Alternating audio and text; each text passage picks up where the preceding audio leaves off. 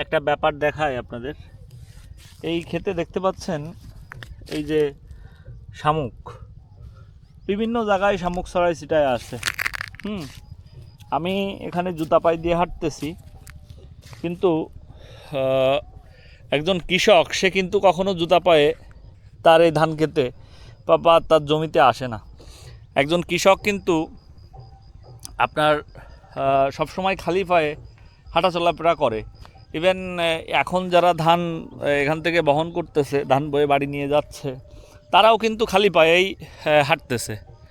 কিন্তু মজার ব্যাপার হলো তাদের পায়ে কিন্তু এই শামুক ফোটে না। কিন্তু আমি যদি চেষ্টা করি এখানে খালি পায়ে হাঁটবো, তাহলে কিন্তু আমার পায়ে কিন্তু শামুক ঠিকই ফুটে যাবে, কেটে যাবে। তো এখানে দেখতে পাচ্ছেন যে অনেক শামুক কিন্তু এই যে খেতে পড়ে রয়েছে। একটা শামুক এই যে এখানে দেখাই, এই যে ছোট বড় অনেক।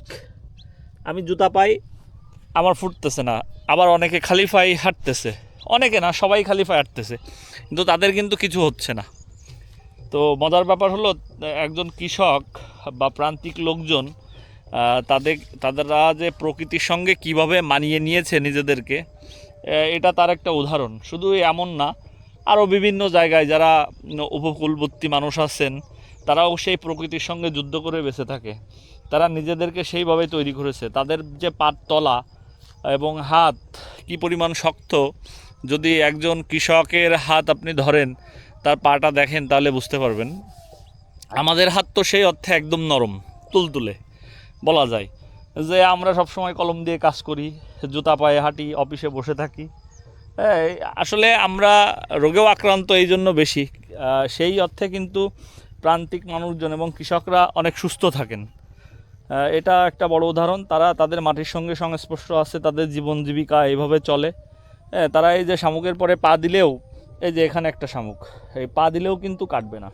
কিন্তু আমরা যদি খালি পায়ে এরপর দিয়ে হেঁটে যেতে যাই, তাহলে ঠিকই কিন্তু এখনই পা কেটে রক্ত বেরোবে। কিন্তু হরা মাসে তারা এরপর দিয়ে হাঁটা চলাফেরা করতেছে, কিছুই হচ্ছে না। তো এটাই হচ্ছে প্রকৃতির সঙ্গে মানিয়ে নেওয়া, প্রকৃতির সঙ্গে সম্পর্ক, নিজেকে সেইভাবে তৈরি করা।